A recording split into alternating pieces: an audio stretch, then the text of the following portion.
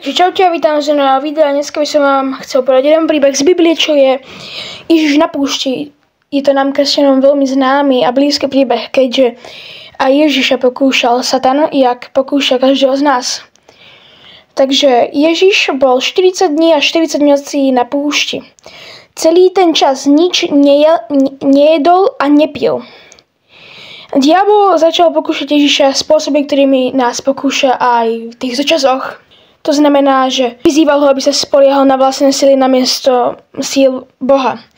To je napríklad aj v týchto časoch, že povieme si, že nepotrebujem Boha, ja zvládem to sám.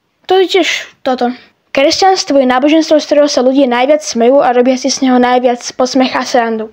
Kresťanstvo je náboženstvo, ktorom ľudí najviac pokúša diabol. Viete kvôli čomu? Lebo kresťanstvo je reálne náboženstvo. Rozmýšľajte nad tým.